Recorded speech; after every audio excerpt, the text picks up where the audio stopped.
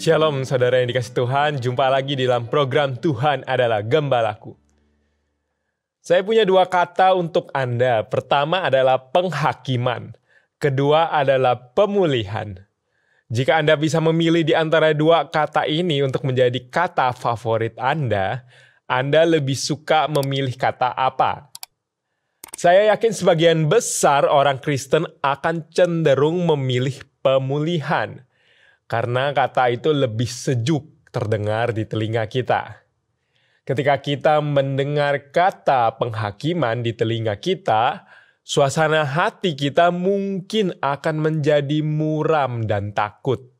Sebagian dari kita mungkin akan berkata, "Oh, tentu saya memilih pemulihan."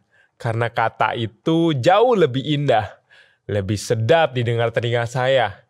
Bahkan bisa saja ada yang pakai alasan teologis bahwa kita sudah ditebus Yesus, kita sudah dipulihkan, kita sudah diselamatkan. Apakah alasan memilih pemulihan ini salah? Sah-sah saja jika Anda menyukai pemulihan. Akan tetapi pertanyaannya, bagaimana kita bisa mengalami pemulihan kalau kita sendiri tidak pernah merasa sakit atau tidak mau memeriksa penyakit kita sendiri? Bagaimana kita merasa perlu dokter yang menghakimi situasi dan kondisi kita sendiri jika kita tidak pernah merasa sakit? Tentu kalau kita ke dokter, kita tidak dihakimi ya, tapi kita di-check up, kita diperiksa. Demikian bagaimana kita memerlukan pemulihan Tuhan jikalau kita sendiri tidak pernah diperiksa, tidak pernah merasa berdosa.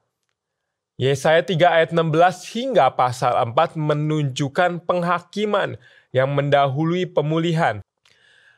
Mari kita sama-sama baca Yesaya ayat 3 sampai 16 hingga pasal 4, khususnya Yesaya 3 ayat 16 dan 17. Demikian firman Tuhan. Tuhan berfirman, oleh karena wanita Sion telah menjadi sombong dan telah berjalan dengan leher yang ditegak-tegakkan sambil bermain mata, mereka berjalan dengan langkah yang dibuat-buat dan bunyi gemerincing pada gelang-gelang kakinya. Oleh sebab itu, Tuhan akan membuat kepala perempuan Sion penuh kudis, dan Tuhan akan menyingkapkan aurat mereka. Ketika membaca ayat tersebut dan kita baca ayat seterusnya, kita dapat menemukan bahwa sesungguhnya penyakit bangsa Israel adalah kesombongan dan keangkuhan hidup mereka. Saudara yang dikasih Tuhan, seorang pendeta bernama Yakub Trihandoko pernah berkata bahwa halangan terbesar untuk menjadi lebih baik adalah menganggap diri sudah cukup baik. Kesombongan manusia mungkin tidak intensional kita lakukan, tetapi sikap merasa cukup baik dalam hidup bisa menjadi tanda bahwa kita memiliki kesombongan rohani. Rasa cukup baik di sini maksudnya adalah pandangan bahwa saya tidak perlu belajar lagi, saya tidak perlu bertumbuh, saya tidak perlu ditegur sebagai orang Kristen. Sebuah bangsa di dalam bahasa sering digunakan dalam nuansa yang feminim, baik secara unsur bahasa dan penggunaannya. Wanita Sion merujuk pada bangsa Israel itu sendiri. Mereka digambarkan ibarat perempuan yang penuh kepura-puraan. Perempuan yang kalau berjalan terlihat tegak dan menawan, memakai gelang kaki. Tapi ternyata perempuan yang seperti ini adalah perempuan yang tidak baik-baik.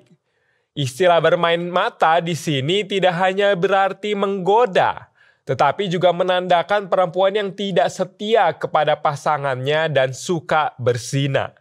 Ini adalah gambaran di dalam zaman itu tentang perempuan yang tidak baik.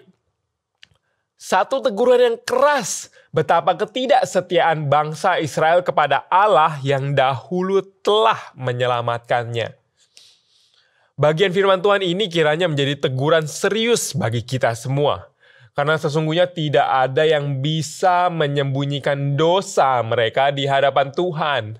Kita bisa saja menyelubungi dosa kita di depan orang lain dengan kekayaan kita, kecantikan kita, kesuksesan, keelokan kita, aktivitas agamawi, pencapaian kita, tampilan yang bagus. Apakah itu semua berguna? Semuanya itu tidak ada gunanya jikalau kita tidak memiliki kerendahan hati di hadapan Allah. Sesungguhnya tidak salah kita mencapai berbagai hal yang tadi saya sebutkan. Tidak salah jika kita memilikinya. Tapi jikalau mata kita tidak tertuju pada Allah, maka semuanya itu sia-sia. Mata adalah jendela hati kita. Jika hati kita masih tertuju pada hal-hal di luar Allah, kita tidak ada bedanya seperti perempuan yang suka bermain mata. Kenapa? Karena sekali lagi, mata adalah jendela hati kita. Dan hati kita bisa terpancarkan dengan apa yang menjadi fokus di dalam hidup kita. Oleh karena itu, marilah sekali lagi kita tujukan mata kita untuk memandang kepada Allah kita satu-satunya. Sehingga setiap apa yang kita lakukan, apa yang menjadi fokus hidup kita, boleh berkenan baginya. Hidup kita memerlukan fokus hanya kepada Allah saja. Untuk mencapai itu kita perlu melatih diri untuk bisa tetap fokus memandang Allah dalam hidup kita. Seperti pelari yang matanya tertuju kepada finish, mereka juga harus melatih diri mereka agar mereka bisa tidak hanya memandang, tapi juga berlari hingga tujuan mereka. Kita hidup di zaman penuh distraksi.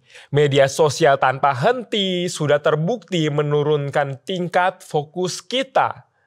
Setiap minggu hampir saya bisa pastikan selalu ada jemaat di berbagai kalangan dari anak-anak, pemuda hingga senior yang sangat sulit berkonsentrasi di dalam ibadah. Mereka lebih suka mendistraksi diri mereka dengan layar ponsel mereka dibandingkan hadir sepenuhnya di tengah-tengah ibadah. Itu baru di dalam 2 jam ibadah loh. Bagaimana dengan keseharian kita? Apakah kita lebih nyaman mendistraksi diri kita dengan kesibukan-kesibukan lain yang menjauhkan kita dari Allah? Fokus hanya dapat didapatkan jika kita mau berlatih diri.